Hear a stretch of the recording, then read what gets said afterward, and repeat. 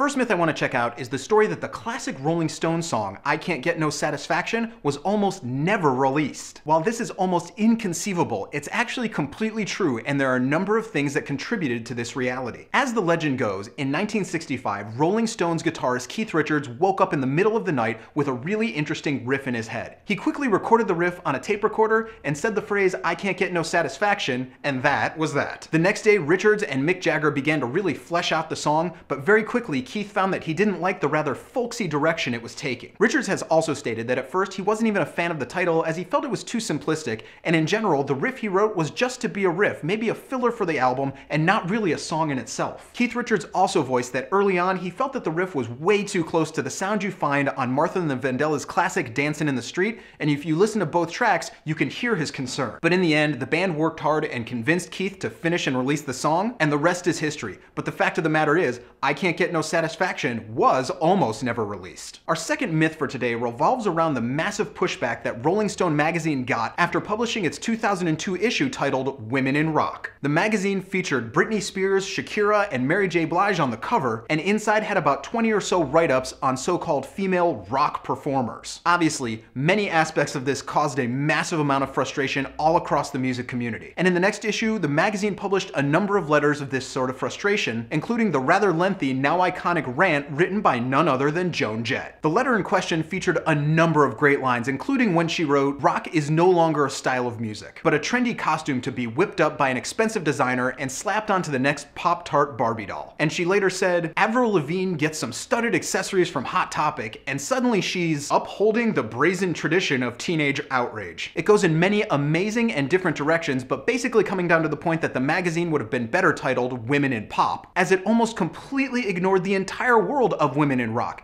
including Joan Jett. But there's one catch. Joan Jett didn't actually write this letter, and Rolling Stone didn't even bother to check for confirmation before publishing it in their magazine. The brilliant letter was actually penned by New York City writer and musician Maya Price, and while every sentiment in it could be attributed to Joan Jett, it just wasn't her, though that in no way detracts from the letter's overall power and importance. The final myth for today is the claim that late 80s one-hit wonder Buster Poindexter was in fact formerly a huge rock and roll icon. Best known for his unexpected hit single Hot Hot Hot, this is not a myth at all, as the man behind the music stands as one of the most respected frontmen in all of rock history. The man in question is none other than the great David Johansen, who's best known as the frontman for the iconic glam rock pioneers, the New York Dolls. Though he played with a number of other musical configurations over the years, this mixture of jazz and lounge and calypso music was certainly a very far cry from the music he played with the Dolls. But in the end, it is absolutely 100% the same man. So those are the myths for today. Be sure to check back here every Thursday as I delve into some of the greatest stories in music history, and be here every day for all the music news, reviews, and knowledge you'll ever need.